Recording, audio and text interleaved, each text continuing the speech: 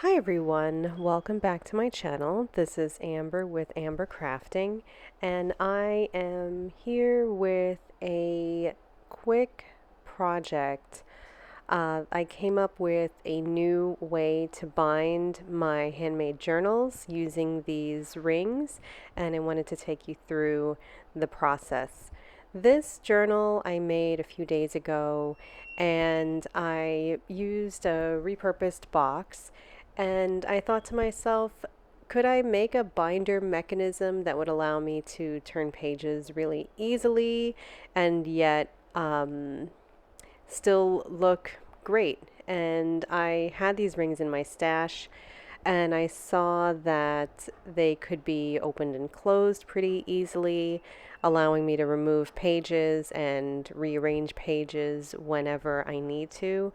So I thought to use those rings in the binding of my next handmade journal. And that's what I did. After a little bit of experimentation, I am here with that process. So grab a box, grab a hot beverage, and let's get started. I love these toaster strudels, and I get them from BJ's, and that's what I'm using for my box, but any other box should work. This one is pretty lightweight, and I'm able to cut it in half, which will allow me to have two journals out of one box, which is always fun. So I'm starting by opening up the other end and finding the seam where the box closes on the side and opening that up pretty carefully. And I'm going to grab my slicer and cut off the flaps, leaving the center flap intact because that will be my spine.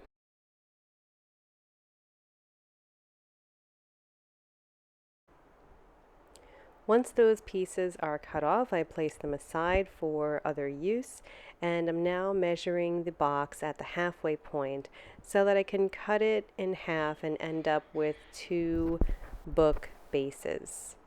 I'm taking my first book base and I'm going to grab my paper cutter and smooth out some edges where there's a little bit of roughness, and then I'm going to make sure that the book is even all of the way around and grab my ruler to measure and make sure that it is equally sized all the way down. There's nothing worse than having a lopsided journal, and I'm seeing that everything is correct.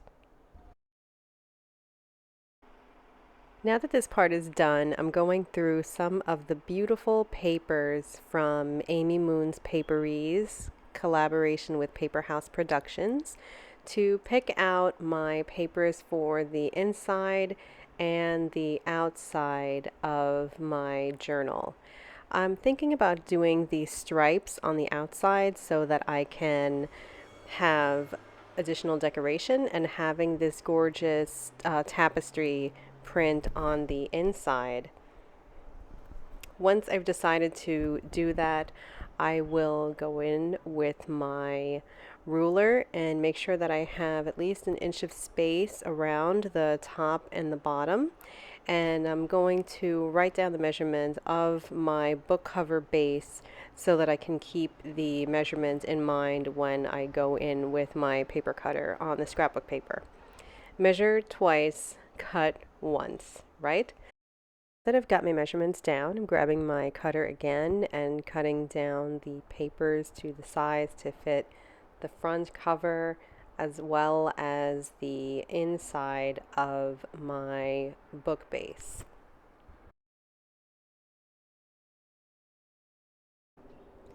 Now comes the fun part, which is affixing the cover to the front of the book base and putting in the inside papers. I love using a glue stick for this part because it dries a little slower, so it allows me to make sure that the paper is lined up right.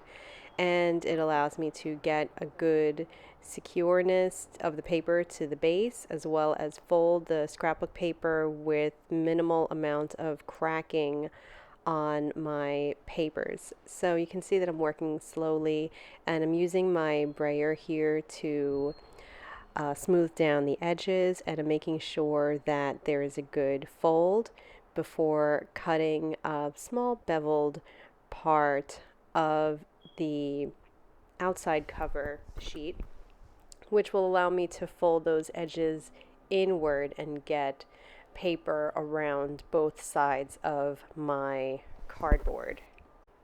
So you can see here that I'm folding them over. I haven't glued them yet. I'm just going kind of slowly around, and then I'm gluing the inside part down, getting glue around the outside edges of the inner part of the book base, and then I will fold with the brayer each of those different tabs down and smoothing them so that the glue can get a good hold to that paper.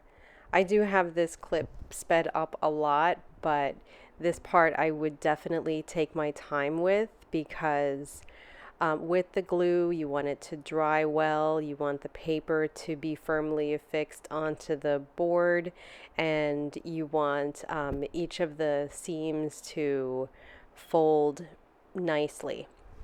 Once I'm satisfied with that, I do go in and I paste the inner part of the paper to the inside of the cover. I used one piece here, but I'm going in with my brayer to make sure that those center seams are folding really nicely, and that I'm smoothing the inside of the cover very well to the book base. Again, since it's a glue stick and it dries slowly, I'm putting it aside to dry while I go ahead and prepare my cards, which will be the inserts of this project. I wanted to go with 4x4 journaling cards with affirmations on them to allow the person to journal on the back or put pictures and things. And then I have journaling cards, a little folder insert, as well as a few tags.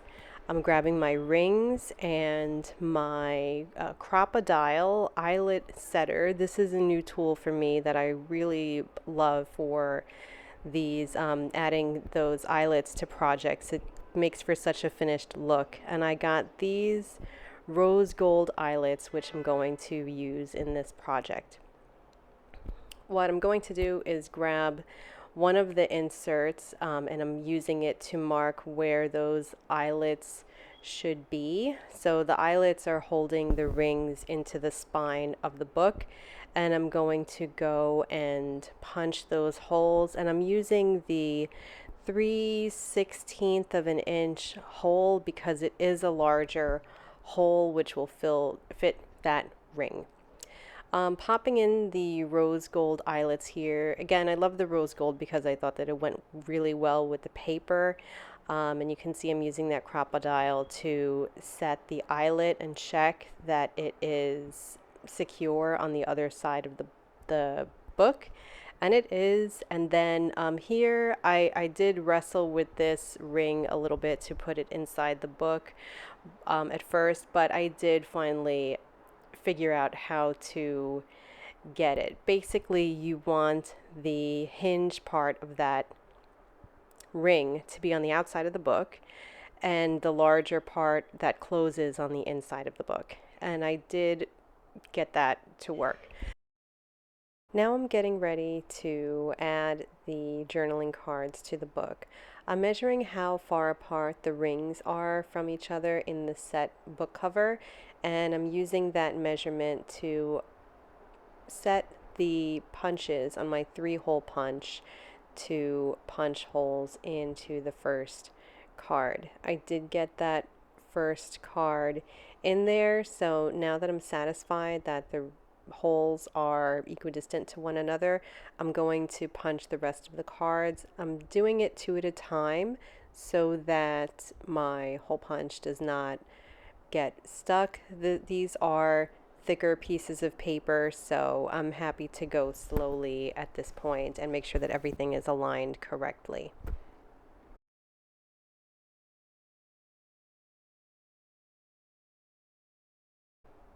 After the punching is done, I'm ready to add those rest of the cards to the book, and I'm going either one at a time or two at a time to get each of the cards onto the rings.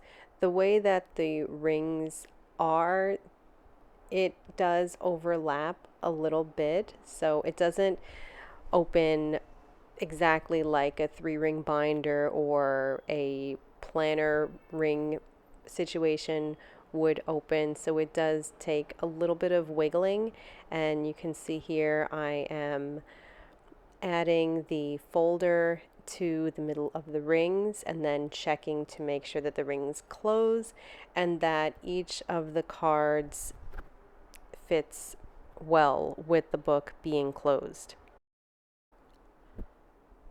There were a few additions to the book that I wanted to make. First, I wanted to add pockets to the front and the back. And before I add the pockets, I'm using my circle punch to punch a little notch in the front of each of the pockets. And I find that this makes it easier to get things into and out of the pockets. And I'm using clear pockets because I really love the way that the paper looks on the inside of the book, and I don't want to cover up that paper with, say, a pocket made out of regular scrapbook paper. So I'm doing that to the other end and adding that to the back. And inside these pockets, I added the journaling cards and with the sentiment facing outward. And I thought that these were good choices because then you could have like an affirmative saying on the inside and the outside covers of these books.